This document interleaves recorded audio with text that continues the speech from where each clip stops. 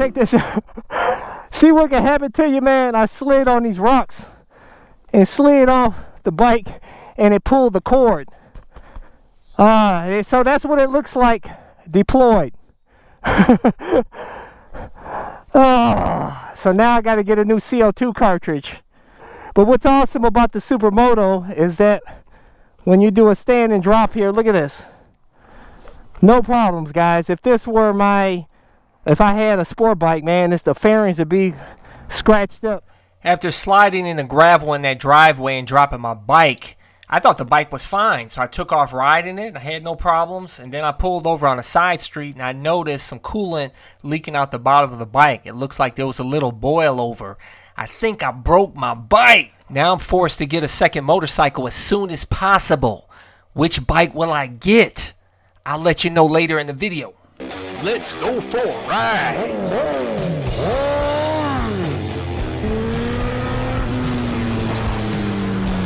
Watching CycleCruza's all-in-one motorcycle channel. Subscribe today. Make sure to visit CycleCruza.com and click on the menu tab My Videos, and those are a bunch of playlists with all of my videos categorized in them to make it easier for you to navigate through. You want to wear all the gear all the time, and I highly recommend you wear an airbag vest, because if you get thrown from your bike, it automatically inflates, and it's going to protect all your vital organs and your spine and keep you from having a real effed up day. I have a link to this airbag vest, my ultra lightweight helmet with auto tint shield, and all my other gear in the description and comment section of my video, as I never leave the house without it. But yes, bad news. My poor YZ450FX Supermoto, man, is having some overheating issues here. Because I dropped that bike in that driveway, with that gravel. It didn't hit hard though. It didn't even put a mark, on the plastics at all. And I was able to, it didn't do a full drop. So, but, later down the road, I got a little boil over and some coolant came out the bottom. I put some more coolant in there and turned it on. Then it seemed like it was heating up, and some more, had a little bit more overflow of coolant from the hose here. And so what I think I'm going to do is I'm going to go ahead and do a coolant flush with this engine ice, which I highly recommend, by the way. It's non-toxic and biodegradable. You can easily get rid of it, and you don't have to worry about it being poisonous to you because it's non-toxic. But I have another radiator, high pressure radiator cap that I'm going to get that's actually better than this one. And I'm going to inspect the radiator and hoses and stuff and just make sure everything's okay. But I just started the bike, and let it heat up for a while, and it didn't do anything. Seems to be okay. But I think I'm going to go ahead and have this bike fully serviced. I never did get the recall work done for the fan kit for the radiator because it never cuts on, and that's a defect from the manufacturer, and they had a recall on it.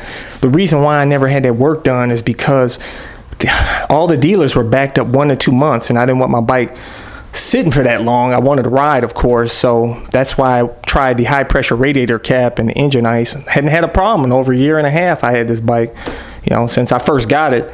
Like I said, I had overheating when I first got it, but I corrected it with the high pressure radiator cap. So I don't know, guys, but I think it's time to go ahead and get this in the shop, have a new piston put in, have them check the valves, make sure check over everything. It's probably going to be in there for probably a month or so. So the good news is that's forcing me to get a new motorcycle that I'll probably get within a week.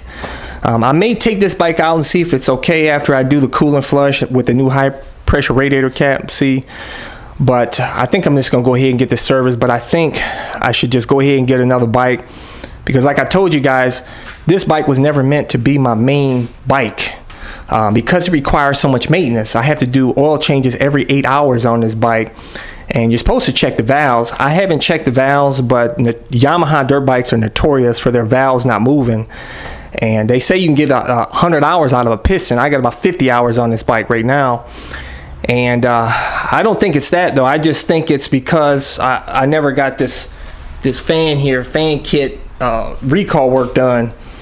So, but I think it's time to just go ahead and get the bike all serviced up. My next motorcycle that I'll be getting, which will probably happen within a week or so, is I have a few bikes. I know a lot of you guys think I'm going to get the Yamaha VMAX, but I probably won't because it probably won't fit in the van. It's a little bit too big and it sits low and heavy, like 700 pounds or whatever it is. But I think I'm just going to go ahead and get another bike right now, a small lightweight torquey bike. So I'm thinking maybe the Yamaha MT-07 would be awesome. I see so many guys that love that bike. And it's got a lot of grunt down low. It doesn't have a ton of power, but all I care about is the power down low, and it's lightweight. Good looking bike, sounds amazing with an aftermarket exhaust. You know, it has a parallel twin engine, so you get that awesome twin sound on the bike. And it just looks really cool. So I may go ahead and get that bike. I know some of you guys are saying, why don't you get the Yamaha MT-09? The reason why I've been hesitant to get that bike, which I'm sure it's an amazing bike, everybody loves it pretty much, except they say the suspension's a bit lacking, but it's set up like a Supermoto to me, and I already have a Supermoto, and to me, nothing beats a real Supermoto. 265 pounds compared to a 425 pound wannabe Supermoto.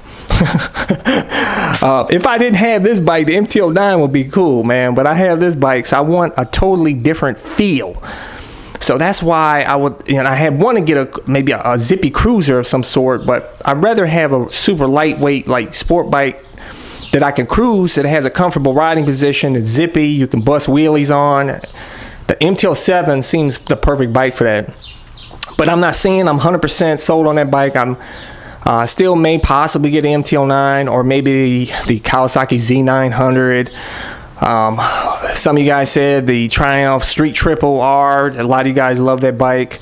I don't like the headlights, but I'm sure it's probably an amazing bike to ride. And like I said, I'm gonna go to the dealership, see what they got, and I'm gonna probably come away with one of the bikes because this bike's gonna be sitting in the shop for a while, which sucks. Like I said, I will do another test run after I do another coolant flush and put a new cap, high pressure cap on there, and we'll see how it is. But leave a comment below and tell me what motorcycle should I get, guys. What do you recommend I should get, man? Something with a lot of torque, grunt down low, fairly lightweight, and looks awesome, man. Leave that comment below and let me know, guys. But I'm putting in my lithium batteries in my bug out moto van here. Getting ready to load it up, getting it prepped, getting ready to roll, head down south, check out some mountain properties down there, and go live down south for a little bit while my house is selling.